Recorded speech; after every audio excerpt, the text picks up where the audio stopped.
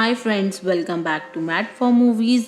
आज मैं एक्सप्लेन करने वाली हूँ मूवी 127 आवर्स।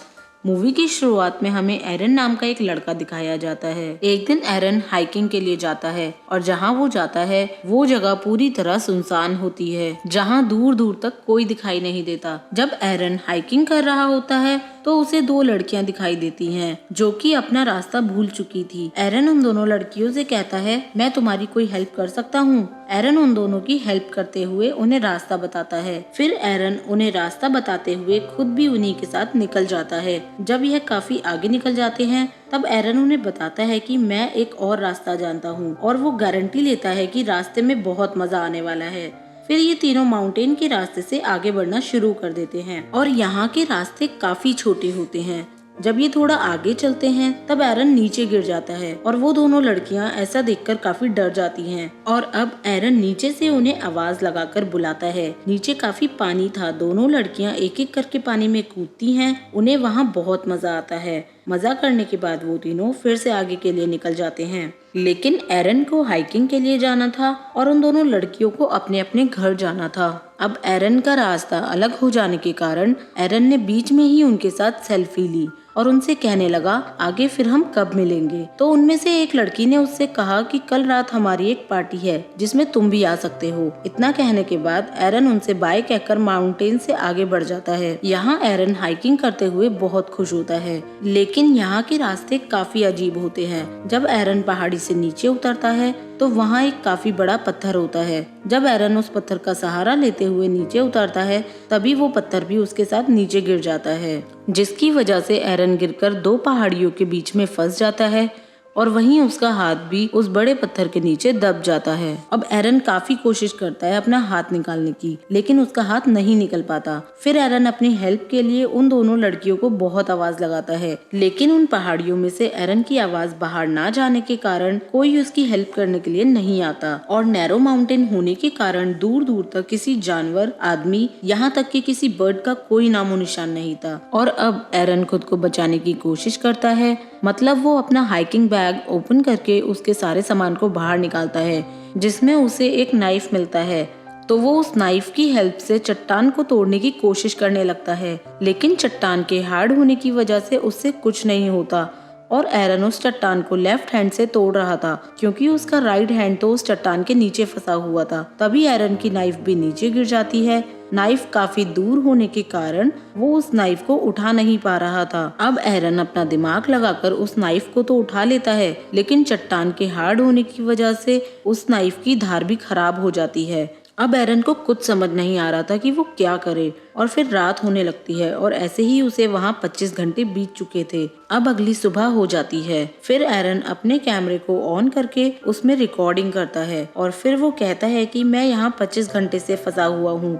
कोई नहीं जानता कि मैं कहाँ हूँ, क्योंकि मैंने किसी को बताया ही नहीं था कि मैं कहाँ जा रहा हूँ। और यहाँ मेरे पास अब खाने का सामान भी काफी कम है, यहाँ तक कि पीने का पानी भी बस 400 से 500 ml ही बचा है। जब एरन ये सब बातें अपने कैमरे में रिकॉर्ड कर रहा था तभी उसे ऊपर से कुछ आवाज सुनाई देती है, जिससे एरन तेज तेज से चिल्लाने लगता है, लेकिन उसकी कोई आवाज नहीं सुनता क्योंकि वहाँ कोई होता ही नहीं है। और अब फिर से रात होने के कारण एरन को भूख लगने लगती है। जितना सामान उसके पास होता है वह उसे खा लेता है। फिर उसे याद आता है कि उन दोनों लड़कियों ने मुझे आज पार्टी में इनवाइट किया था, लेकिन वो नीचे गिरने की वजह से वहाँ पार्टी में नहीं जा पाया।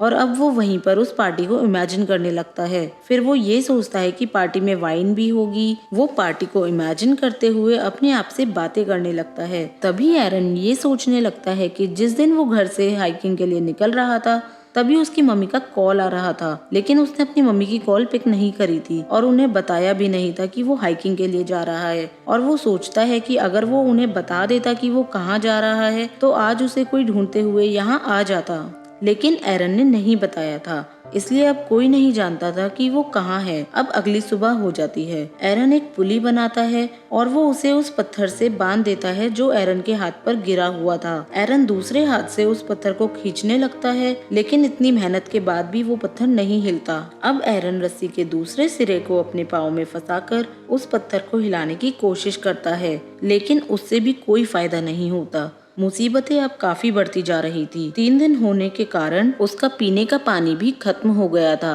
एरन को अब कोई काम ना होने के कारण वो छोटी छोटी चीजें देखता रहता है। कभी कभी उसे डेंजरस इंसेक्ट भी वहाँ आते हुए दिखते हैं। अगर एरन उन इंसेक्ट को खाना चाहता था तो वो उनका वेट करता है। एरन को माउंटेन पर सिर्फ 15 मिनट धूप मिलती थी, क्योंकि उन पहाड़ों के बीच में उसे ठीक से धूप भी नहीं मिल पाती थी। एरन को यहाँ 3 दिन होने के कारण अब वो काफी परेशान हो गया था।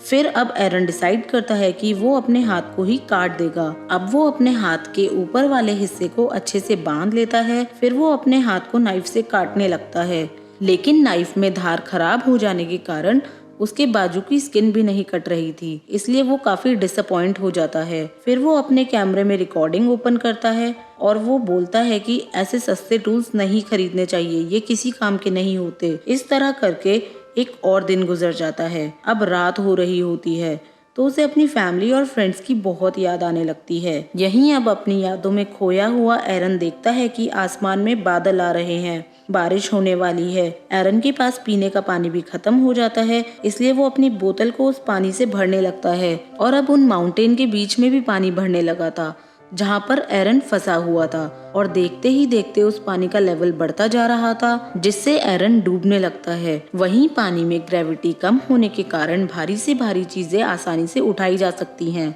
इसलिए एरन भी पानी के अंदर जाकर उस पत्थर को उठाने की कोशिश करता है और काफी मुश्किलों के बाद वो उस पत्थर को उठा भी लेता है। एरन का हाथ भी अब उस पत्थर से बाहर निकल जाता है। फिर एरन तुरंत वहाँ से निकलकर अपनी गाड़ी की तरफ भागता है। फिर वो गाड़ी में बैठकर वहाँ से चला जाता है। लेकिन एरन का सिर्फ ये ड्रीम था, वो सच्चाई बिल्कुल भी नहीं थी। ऐसा कुछ भी नहीं हुआ था। अभी भी एरन वही माउंटेन में फंसा हुआ था, जिसे यहाँ फंसे हुए अब 3 दिन हो चुके थे। अब अगली सुबह होते ही एरन फिर दोबारा अपना हाथ काटने के बारे में सोचता है, तो ऐसा करने के लिए नाइफ के पीछे के हिस्से को तोड़ता है, क्योंकि वो काफी नुकीला होता है।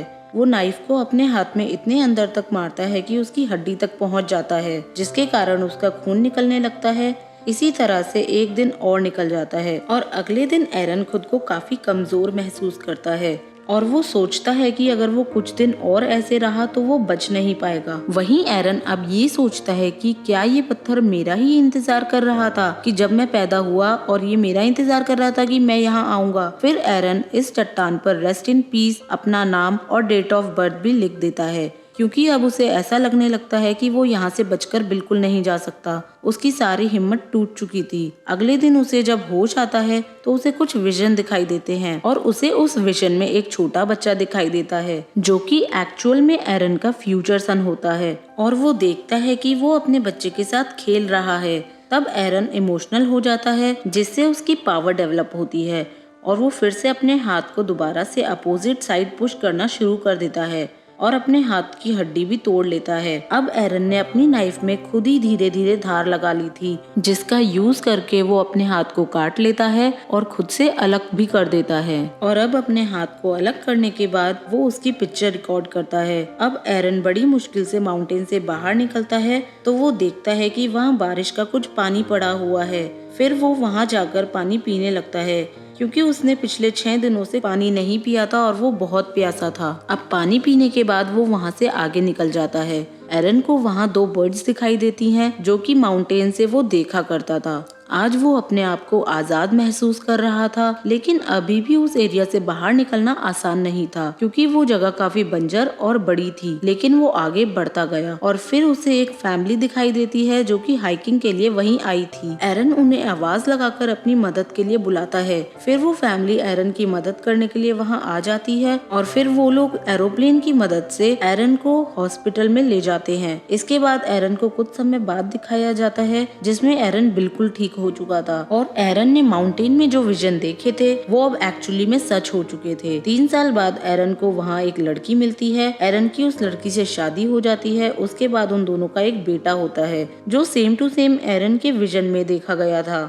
एरन ने 6 दिनों में अपनी मौत को बड़ी पास से देखा था, लेकिन फिर भी एरन ने क्लाइंबिंग और हाइकिंग करना नहीं छोड़ा और वो अब भी क्लाइंबिंग और हाइकिंग के लिए जाता है। और एरन जाने से पहले वहाँ एक नोट जरूर छोड़ के जाता है अपनी फैमिली के लिए। एरन की ये बातें सच हैं कि उसने 6 दिनों में बहुत मुश्किल समय बिताया और उस मुश्किल समय के दौरान एरन ने उस चट्टान पर अपनी डेट ऑफ बर्थ और मरने की डेट भी लिख दी थी, क्योंकि उसे अब पूरा यकीन हो गया था कि वो यहाँ से वापस नहीं जा सकता। एरन का जिस पत्थर से हाथ दबा था उस पत्थर का वेट 360 किलो था, लेकिन फिर भी एरन ने हार नहीं मानी और छठे दिन एरन को एक विजन दिखाई दिया जिससे उसे पावर मिली और वहां से निकलने में वो कामयाब हो सका।